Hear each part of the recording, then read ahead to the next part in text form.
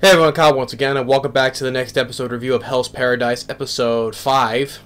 And now, while it wasn't as crazy as was the last episode, because last episode was really was Attack on Titan, but we did get some some good exchanges and dialogue and stuff though, right? But say it's mostly focusing on Sagiri, where because she was just being lectured by one of the other executioners named Genji, which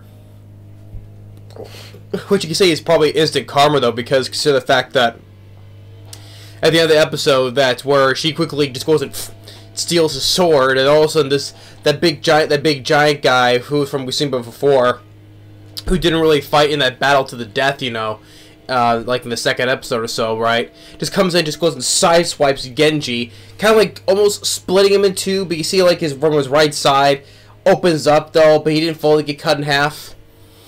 So, but you can see that as kind of instant karma though, but it was mostly focused because of, it's because that he lectures Sagiri because she's a woman, right? And do you think because she was only meant there, to marry a samurai and to have kids and do more woman stuff, right?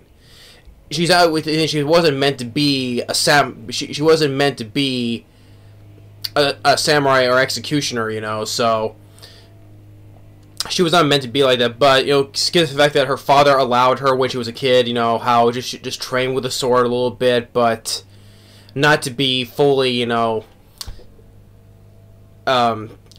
to desire to do this sort of job, right? And she kind of, he says people talking behind her back, oh, she's a woman, she's not supposed, she can't do this kind of thing, right? And yeah, she's been shunned. She's been shunned. She's been taking all the types of criticism though. So, but thing is though, with Gabimaru, because after she woke up after passed out the last episode, so he's telling her that that she's actually stronger than he is, even though despite the fact she's seen him fight all these creatures and being so hellishly strong though, but he goes and says. Turns out and says it that you're actually stronger than I am, which from his perspective, maybe he can't. Turns out he may be right, because we haven't seen using her full potential though, but especially because she's been constantly being held back, because of the fear and all that stuff. Wherever she looks into the blade, or where she saw how he looked like, and she has been kind of being so almost afraid though. But and also thing with Gabimaru though, and he's become more humanized because of his wife, right? She's basically made him break out of that old shell of his. That's a term I didn't actually use though, but that's kind of the meaning of it though. So yeah. And I like these two, the chemistry these two have each other, with Gabimaru and Sagiri. I mean, they're probably at the end of the day. It's sad to say though that probably these two will be the last ones standing by the time this season ends though, and get out alive. And hopefully by the end of this series that they have become the person they have meant to become, like Sagiri, she wants to live by her way, despite being a woman and living by those type of rules that she was told to, she will live the way she wants to. And same thing with Gabimaru, right? With the whole thing that he wants to live for his wife and live a more peaceful life, right? That's why he's doing this. So hopefully we'll see that though. And also going back, also on this episode, we have these two other characters. Another executioner in this, which we thought was a boy, but it turns out it's a girl named Senka. Turns out she's actually a girl, and they were trying to leave though, but they get caught because they got all these shipwrecks because this. You say it's the Kraken though, but all these Kraken tentacles with all these little details of the suction cups, all these worm things coming out of it. It's creepy though. So it's not the things on the island you have to worry about. It's also now it's the surrounding of it's the waters that surrounds the island that you have to worry about now too. And the guy the executioner who's looking after her, you know, he's doing his can to protect her. And with Sanka's story, that she was innocent. You know, like she was people didn't want to abide like the samurai rules though, and when she asked for some help though, they go and killed her whole village, including her grandfather. So, and she was an innocent kid, you know, who was falsely put in prison. So, and the guy who's with her wants her, you know, there's no way an innocent kid like you can do all this. You're not a criminal, so I'll help you. So, the guy says the guy's reaching his limit though. He says, "Though I don't care about like whatever whatever the obligations is, that I want you to live." So eventually she goes and helps out. He gives her a sword, and they both fight off until they reach back to shore. They're all battered and bloodied up, right? And this one found out that she's a girl when she takes her clothes. I was like, "Hey, you're a little more girlish, right?" "Oh, it's because I am a girl." And the guy's like, "What?" But so they did so.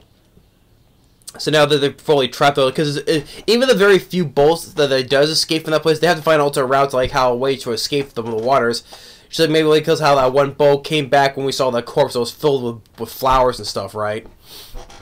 So it's just so now there's more of a bigger problem. Now even if they do find the elixir of life, though, they have to worry about trying to escape from the waters from whatever's in those depths, right? The Kraken monster, right? So we get some pretty more characters. We see because with the remaining characters of those two brothers, the executioner and his thieving brother. Then with the sword master is with the other one.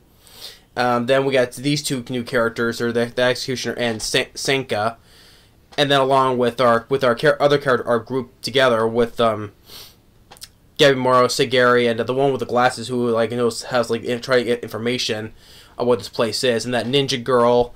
And even with Genji, who just got sideswiped by that giant criminal. And also they also want to learn more about the island because we see these statues that's on this island, like either what was that one thing? It was either Buddha and then this other type of religious type of one. They want to know who, like, if this place is like the one the ninja girl said, if we're already dead, this must be the afterlife, right? But they want to know because who made these statues though? Because if it's full of these creatures, who made these statues and the technology to do these on this island though, right?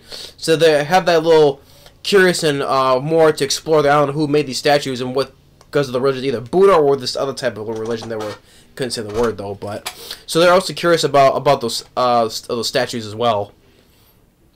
And then, like I said with Genji, kind of criticizing, because since Sagiri is a woman, you don't have what a guy does, how to fight through this stuff though. But hey, instant karma when the guy just goes and sideswipes the guy, or just seconds before that, Sagiri goes and steals the sword with it, just